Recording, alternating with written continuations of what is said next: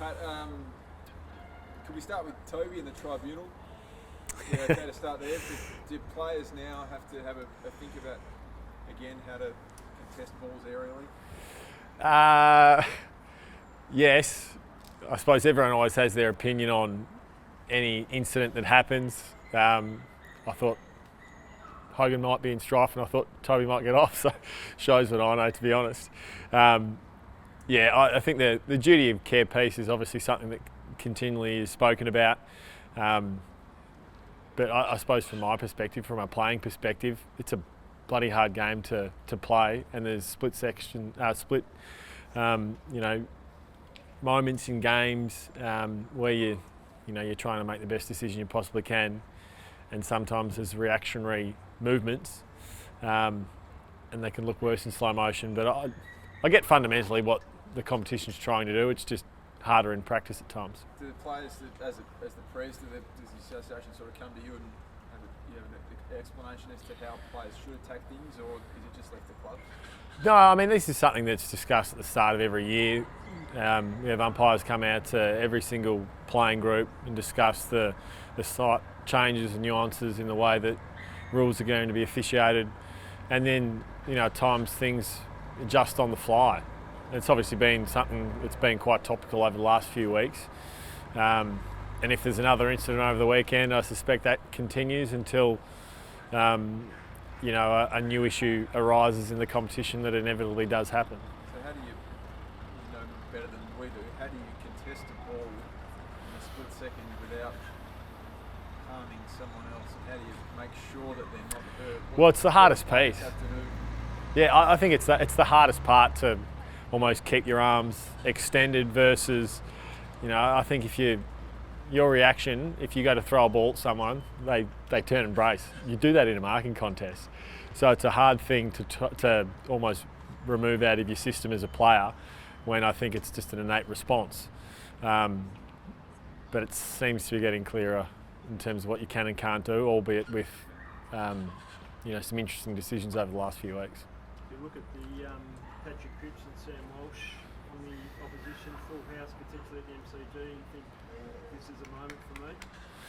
Well, it's a moment for us. It's going to take more than one to stop, both those two, and obviously they've got some pretty potent forwards as well, Pete. So they're in a really rich vein of form.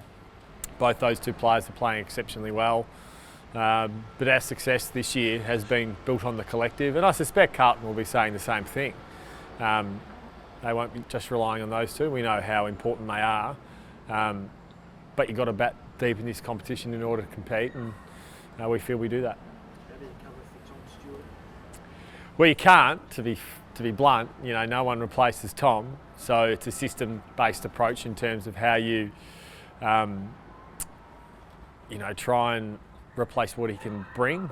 You'll never fully do it, but you can manufacture a few different things behind the ball that will attempt to do. You've been, as you say, batting deep. Someone like Ryan Myers, has he amazed you in the way his career's evolved? Yeah, it has. I still remember a game, training. It's a few years back now, but where he missed his foot. He's come a long way since then, and he's one of the premier half forwards in the competition. So he's, continues to be really pivotal for us, as do all our smalls. Tyson Stengel's playing some wonderful footy, Brad Close, and that evolution of that high half forward, it seems to evolve every few years, and we feel like we've got players in that position that are well suited to the modern game. Max Holmes signing, how pleased are you for that to be done? Yeah, it's terrific. It's wonderful for our group, wonderful for Max, wonderful for our club and our supporters.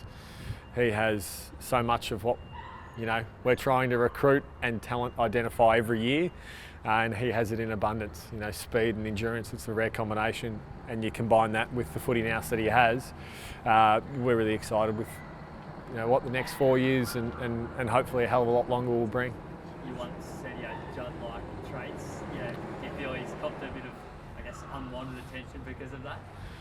It's probably on me, isn't it? But he does, to be frank. He has speed that, he's running away from very, very fast players last week in the wet and nailing kicks from, 50 metres away. So we're only scratching the surface with what I think he can bring, and we're excited it's going to be in the hoops. Does it make you reconsider your own future, given you're on contract at the end of the year? I'm not going anywhere. You want to play with great players. You want to be, I think all of us, want to be surrounded by as many great players as you possibly can be. And he's, quite clearly a really critical signature for us in the short and the long term. You play 2 rucks, Pat, or I know it's not your call, but Yeah, it'll certainly be something that we consider, Pete. I'd be shocked if we didn't at some stage this year. In fact, I'm sure we will. It's just when that is. And obviously Carlton have had success playing the 2 rucks. I mean, the beauty of what we have as well in terms of the flexibility of a few players to be able to play in that area of the ground, I think it's a real strength for us.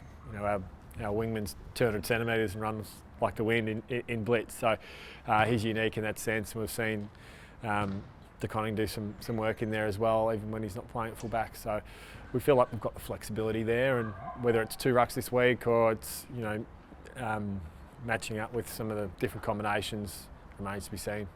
Pat, what your start said about where you're at, do you sort of think back to pre-season when some people are questioning which direction the Cats are going, and then you come out and just blitz the comp in the early stages of the season? Do you sit back and reflect on that and think how far you've come in short space of time?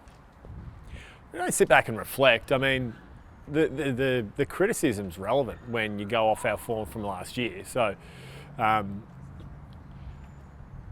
for us we knew we could adjust a few things. We needed to adjust a few things, which we have.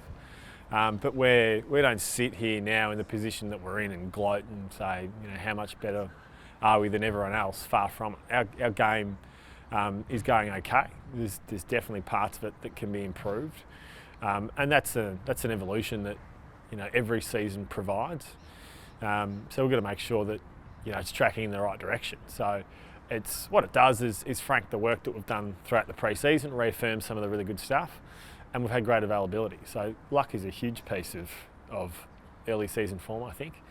And then there's good coaching and playing, and we feel like we've got the right balance and it can improve. Paddy Balak's father's said that the illicit drugs policy contributed to his son's death. Do you feel that there does need to be changes made to the illicit drugs policy? Oh, look, without having read any of the dialogue around that, it's hard to make comment. I know it's something that's in the process at the moment in terms of the IDP and how it can be improved. What I will say is I'm confident it's definitely saved players and people's lives over its journey. Is it perfect? Absolutely not. Will there ever be a perfect structure to it? I doubt. But it's at its heart, it's a medical model, and has been endorsed by people within the industry that know their stuff. So it's an evolution. It's being looked at quite clearly, obviously, and where we can improve things like this, I think the league, the players, everyone will always look at. You look pretty good today, Pete. He'll be right around the mark. He obviously hasn't played competitive footy for a long time, but he's probably been ready to go for the last month. So, it's from afar. I don't think you'd look at it like hasn't played footy in over a year. He's been playing and training at probably higher intensity than what many games are for the best part of a month. So he's ready to go. So that part's in the coach's hands now. just on a broader question, Harley Reid, we've seen the impact you came to Who? Geelong. You came to Geelong with huge expectations that you could have a similar impact. Do you kind of look at him and think it's amazing? Well, not only amazing what he's done, but just the pressure on that kid to do that? Yeah, I think there's a very big difference between the expectation on a 26-year-old and the expectation on a 19-year-old who's relocated across the country and had, how many back pages, I'm not quite sure. It speaks volume for the person he is, the competitive that he is. He's a special player, and he's good fun to watch. I think they've got a handy one there. Have you had much to do with him, Pat? You met him? Yeah, we're the same management. Yep. So I met Hales, and he's a ripper. Really, the thing that sticks out the most, he wants to be great. Doesn't want to be good. So he's going to go all right, I reckon. Did you feel that way when you came here? You said 26 and you're obviously a bit more mature and experienced. Probably more so in Adelaide, to be honest. I remember the first headline was "You better be good." So yeah, in a small town like South Australia, like Western Australia, where you've only got 2 clubs, it is a pressure cooker. But one of the great things that my very first coach, Neil Craig, had always said is you don't look for your ups from the media, because for all the ups there'll be twice as many downs. And I suspect that's the conversation that's going on internally at West Coast with Harley. Whilst the external plaudits are wonderful, you take your real ups and the important feedback from those around you, from your coaches, from Simo and Matty Knights and all those that are in there. So it's easy to say. It's harder to, in practice, implement when you've got this profile that I think few players have ever had in the history of the competition with how we started.